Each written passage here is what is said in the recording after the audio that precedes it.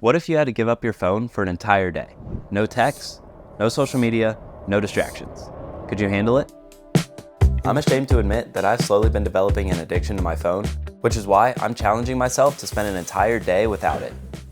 Now I know what you might be thinking. One day doesn't really sound like much of a challenge when other YouTubers have done this for multiple days, weeks, or even months. But that's the point. I wanted to make this a realistic challenge, something that you could try out on your own if you're interested. When I'm done, I'll let you know my honest feedback and whether or not I recommend you try this challenge out for yourself. To prepare for this challenge, I've set some ground rules. Any technology that I use will be for work purposes only. This mainly applies to my computer, but I'll also be using my camera to record some of my experiences throughout the day. I'm going to see how stepping away from technology can impact my life in just one day. Here are just some of the benefits that I'm hoping to experience. Constant notifications and the pressure to stay connected can significantly increase stress levels. I'm hoping that I feel a decrease in stress after this challenge. The blue light from screens can trick your brain into thinking it's daytime, which severely interferes with our sleep cycles. I often track my sleep patterns on my Apple Watch, so I can use that to see if there are any notable changes. I'm guessing that without access to my phone, I'm going to get really bored, which I think is going to lead to a huge jump in my productivity levels. Sometimes my phone can be a huge distraction, interrupting my workflow with constant notifications. I want to see how much my attention span and focus improve when I'm not constantly checking my phone. Throughout the day, I'm going to jot down all of my experiences and thoughts into a journal. Will my productivity soar, or will I struggle to get anything done? Stay till the end to find out, and maybe you'll be inspired to try it out for yourself. Without access to my phone, I woke up and got right out of bed. No laying around watching YouTube, scrolling, or finding whatever else to distract myself. After going through my normal getting ready procedure, I started working on this video. I did some editing, and I also shot some fun B-roll such as what you're seeing right now. I've been awake for about 3 hours, and it's been going well.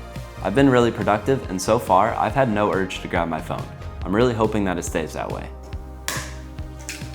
I took a break to make lunch. So far, I've noticed a massive increase in focus. I've gotten so much work done this morning, but I barely even remember doing it because I was so in the zone. And I didn't really take any breaks because I had nothing to distract me.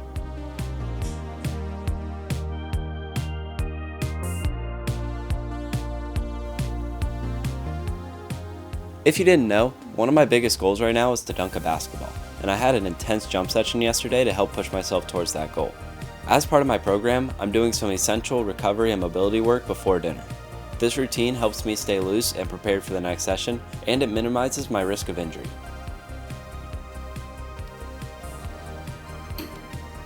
Then I ate dinner and I tried to get back to work.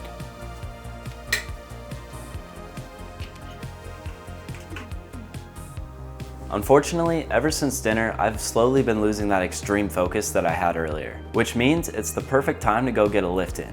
I usually lift earlier in the day before lunch, but I figured it would be a good idea to take advantage of that extreme motivation that I had earlier in the day. Without the distraction of my phone, I'm hoping to have better concentration, which should strengthen my mind-muscle connection, leading to a really good lift. I got problems on problems on problems on problems on problems on problems I solve them. I run through the money, the pressure be calling. Left on my blessings, I feel like I'm falling. The birdie is back. Tell me My lift went really well, just as expected.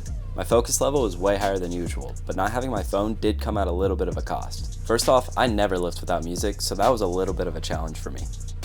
I always use music to keep myself pumped up and to push myself to the limit. I still worked as hard as I could, of course, but it was sometimes difficult to find that mental toughness to finish a set.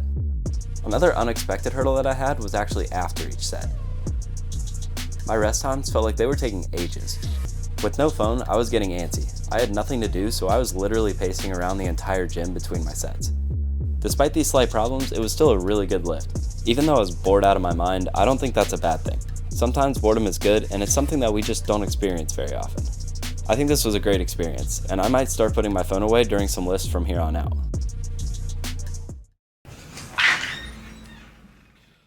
When I got home from the gym, I showered and went straight to bed. The day surprisingly went by very quickly. I kinda expected time to drag, but I kept getting lost in the moment while time just kept flying by. I got an insane amount of work done, and not once did I feel like I was forcing myself to do it. I don't know how to describe it other than I was just in the zone with everything I did. I'll check in with my key takeaways after a good night's sleep. It's actually been about a week since I completed the no phone challenge, and it made me much more aware of how often I get absorbed by screens and avoid the real world. Before I get into my key takeaways, let's look at how my sleep was affected. The sleep data that I'm comparing are from the night leading up to the detox day and the night of the detox day. On the night of the challenge, my average heart rate was a little bit higher, my respiratory rate remained pretty similar, I was awake for a little bit longer, I got more core sleep, and I got more REM sleep, but I only got half as much deep sleep. If you want to overanalyze it, my sleep from the night of the detox day actually was a little bit worse, but realistically, these changes were so small that they're more likely to be due to normal daily fluctuations than actual regression. I think I would have to stay off of technology consistently for a while in order to see any major changes in my sleep patterns. Now onto my key takeaways. This experience has truly opened my eyes to ways I can better myself. Since the challenge, I've started putting my phone in another room while I work, while I'm in bed, and even sometimes while I lift. While it's not always practical, I want to make a habit of carving out at least some uninterrupted time each day. Completely removing your phone from your life may not be realistic in today's world, nor do I even think it's a good idea. We're fortunate enough to have instant access to almost anything we need, but there's a time and a place for that, and a lot of people take advantage of it, which is something that I didn't fully understand until I went a full day without it. Surprisingly, time flew by throughout the day. I think this was because I was in the zone pretty much non-stop. I never had to force myself to get work done, I just kind of did it without thinking. I know I probably sound like a broken record, but I cannot stress enough how much my productivity and focus improved without any distractions. Even when I wasn't doing anything, my creativity took over and I found myself coming up with some great ideas when I fully embraced the boredom. This was especially true while I was driving. I'm so used to listening to music while I drive that it felt kind of strange just being alone with my thoughts. I briefly mentioned this before, but I think true boredom is something that we should experience more often. I think people are so scared of being unproductive that we always try and find something to distract ourselves with, even though doing nothing is usually more productive than doing something redundant. One thing I really expected to happen but didn't was phantom vibrations. Phantom vibrations are the sensation that your phone is vibrating with a notification, but when in reality it isn't. This usually happens to people who are addicted to constantly getting notifications. Over time, their brain will create an illusion of a vibration because they're so accustomed to it. If you're looking to boost your productivity, improve your focus, or even rediscover a little bit about yourself, then I highly recommend you give this challenge a try. It's honestly a lot easier than you might think, and the benefits are well worth it. I wanted to try branching out of my usual jumping content, so please let me know your honest thoughts in the comments below. Thank you for watching.